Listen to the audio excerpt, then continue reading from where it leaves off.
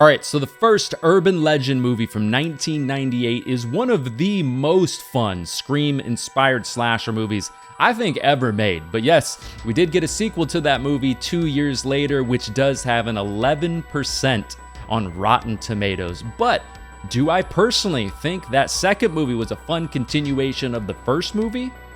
Well, let's talk about Urban Legends Final Cut.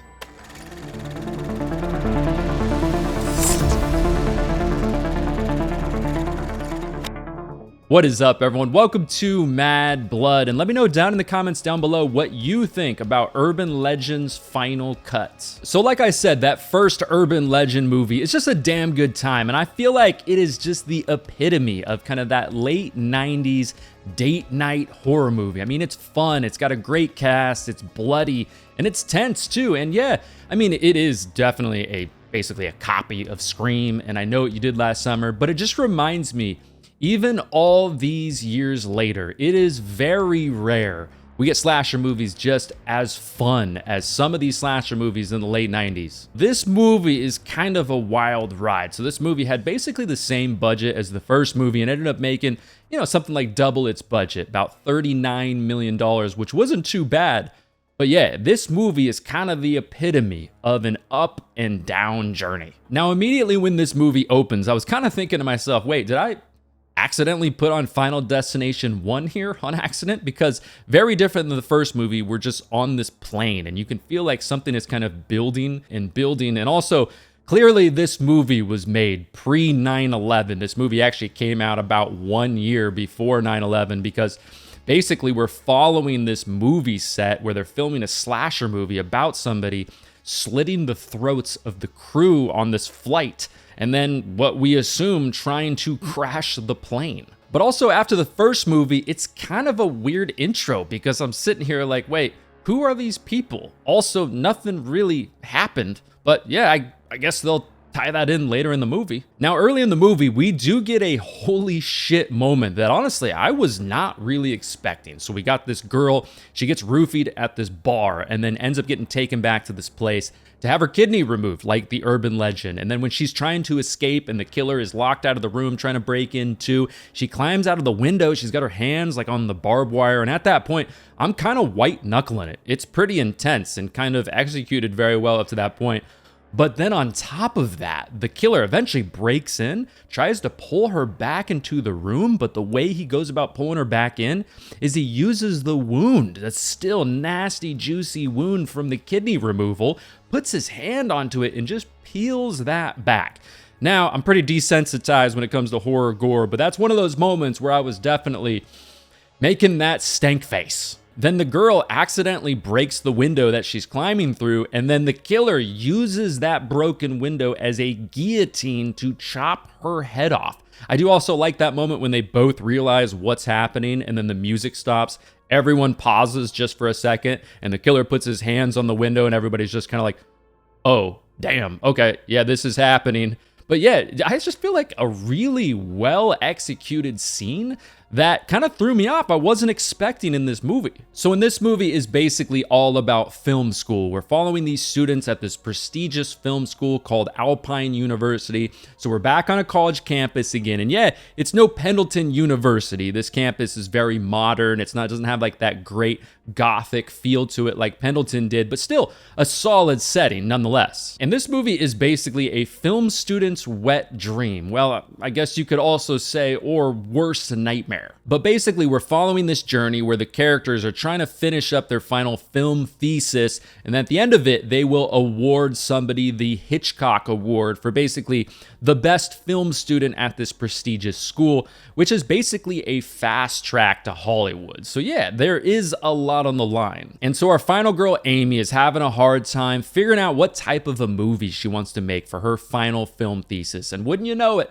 she ends up coming up with the idea to make a slasher movie about urban legends. And there's a lot of things along this journey that very much, of course, feels like Scream 3. And there's a lot of stuff here that I do think is pretty fun. It's kind of like a day in the life of film students along this journey. But I do think the movie kind of focuses a little bit too much on that. I do feel like I wish they would have spent a little less time on that and a little bit more time on just kind of the horror scenes and things like that. It's kind of like, we get it. It's hard to make a film in film school. You got no budget. You have all these obstacles along the way. Yeah, I think we established that about an hour ago. Now, the look of the killer in this movie isn't as iconic as the look of the killer in that original movie. There's something about that winter coat and that axe that I just think is really damn good. So the killer in this movie wears this fencing mask, but I do still like it. I feel like it is realistic for this type of maybe a snobby, like really expensive private film school, college type of a setting. It works with that. Also, yeah, over the years, I have enjoyed the look of a slasher movie killer when they wear like a spooky Halloween mask, something you would buy at a Halloween store. They throw that on and they go on their killing spree. Yes, over the years, I have definitely enjoyed that. But with that said, there is something that just kind of hits different about a slasher killer wearing something that you would just kind of find laying around your house or laying around somewhere at work or something. It just kind of feels a little bit more impulsive, like somebody who's unhinged, just kind of looking for something quickly to cover up their face. So yeah, the look of the killer in this movie, I do enjoy. With that said though, the Russian guy in this movie who plays the DP, his death is just a dumb one. So the killer comes up to him, he's out like having a smoke,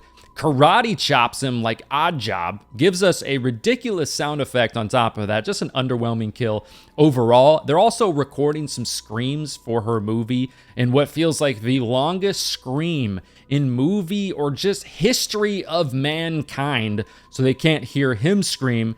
That's also kind of ridiculous, but also on one hand, it is kind of funny that the camera and the lens that he basically calls his baby and he carries around everywhere on campus in this nice little case, that lens is what he ends up getting beaten to death with, which is kind of funny. But overall, yeah, that Russian guy, his death is just kind of silly and not a great moment in this movie. And there's a few sloppy moments like that in this movie, which, like I said, this movie did have a decent sized budget, basically the same budget as the first movie. But like, for example, Eva Mendes's death, when they run up into the clock tower, they lock themselves in that little room and then she gets pulled out of the room.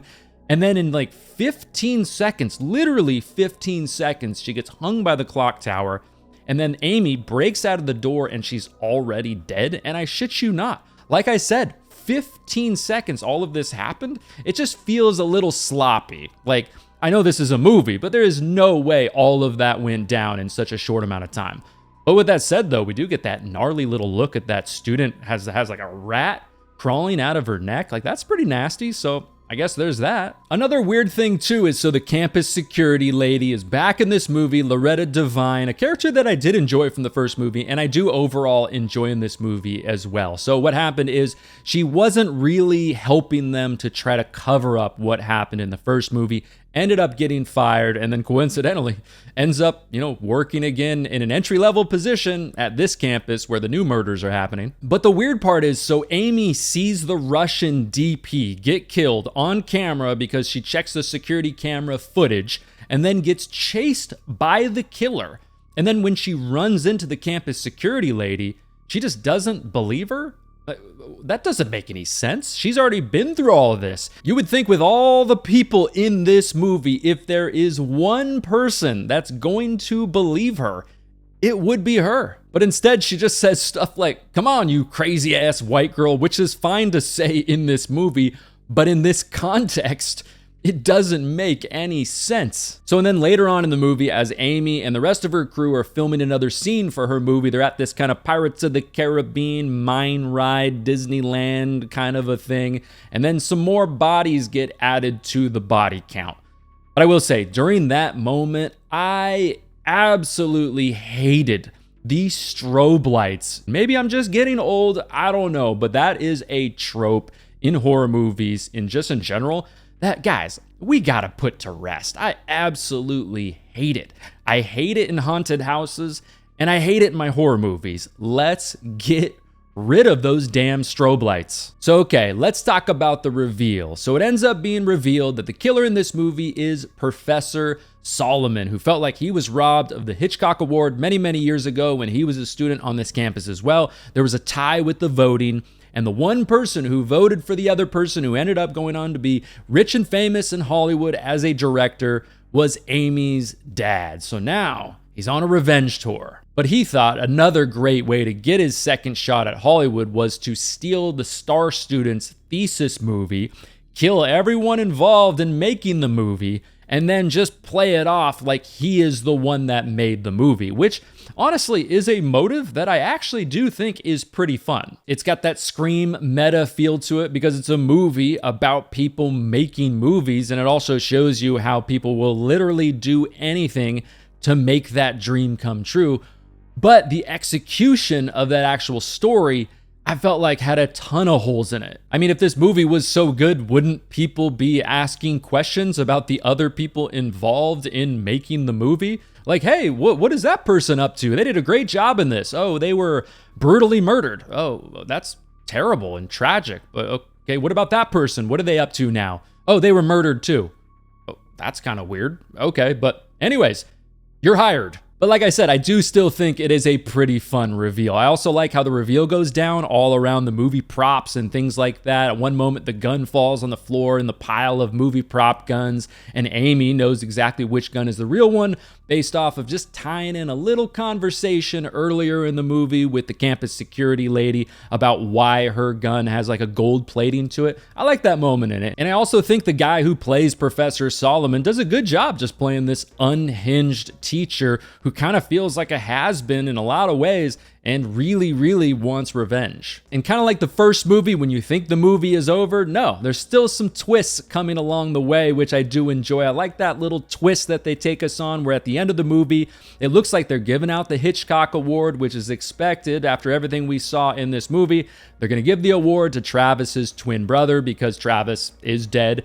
And then we cut to that kid who's kind of a weird film student kid, it seems like, who we've cut to in certain moments throughout the movie at weird times. But he's got a sniper rifle and he looks like he's going to take him out for some reason. But it ends up being a little twist. Oh no, just kidding. Gotcha. They're just filming Amy's next movie. It fits this movie. It's got a fun little twist to it. Also the movie making angle of it. And overall, yeah, I liked it. But that's not it. Then we cut to a mental hospital with Professor Solomon. He's in a wheelchair. He's all drugged up. He's staring at this TV. A nurse walks up. It's Amy's movie that he's finishing watching. A nurse walks up, turns off the TV, and it's revealed the nurse is Rebecca Gayheart, the killer from the first movie. And she starts wheeling him away and tells him, hey, you know, we've got a lot in common. And then the credits roll. So, I mean, just these types of moments, the reveal, the whole ending, all these little fun, little silly twists along the way at the very end of the movie. Honestly, I feel like that last little section of the movie is probably the best part of this entire movie. Honestly, I respect that they kind of go for it at the end of this movie. I mean, clearly they know what type of movie this is. This movie's not trying to be something that it's not. It's one of those made in the late 90s, came out early 2000s type of Scream-inspired slasher movie that's going to be kind of gory at times. It's going to be silly. It's going to be kind of fun at times too.